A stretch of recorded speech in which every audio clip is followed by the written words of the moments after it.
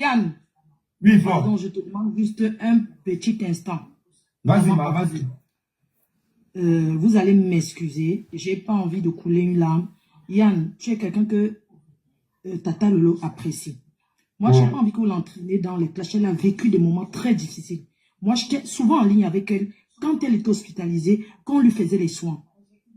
Donc, ne pensez pas, les gens qui ne la voient pas sur les réseaux, lancez-les directs.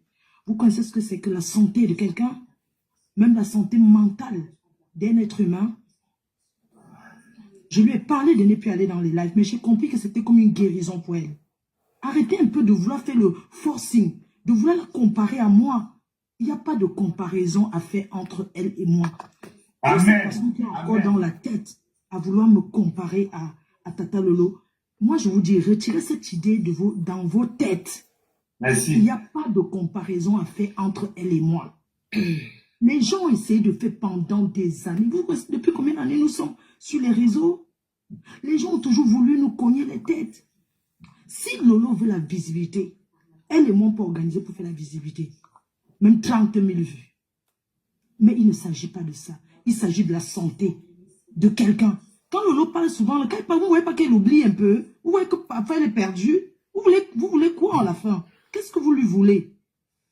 Les réseaux sociaux, c'est quoi? Hein? Qu'est-ce que vous lui voulez à motiver qu'elle fasse les lives? Pourquoi c'est ce que c'est que la santé de quelqu'un? Vous imaginez que c'était votre soeur? Vous connaissez ce qu'elle a traversé? Vous connaissez ce que cette dame a traversé?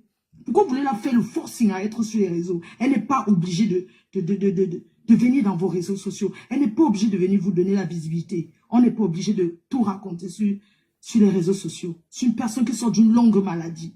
Et quand on vous parle d'une maladie, ce n'est pas le paludisme. Collez-lui la paix. Elle sort de loin. De très loin. J'ai vécu, je sais, parce que j'étais en ligne avec elle.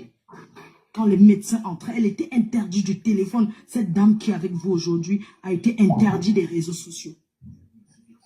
Elle a été interdite des réseaux sociaux. On a eu à confisquer même ses téléphones. Arrêtez de l'emmerder avec vos choses. Allez faire vos directs, je ne sais pas, vos histoires de vous engueuler un peu partout. Là, laissez coller lui la paix. Qu'est-ce que vous croyez même? S'il lui arrive quelque chose, c'est vous qui allez rester avec sa fille. C'est vous qui lui payez à manger.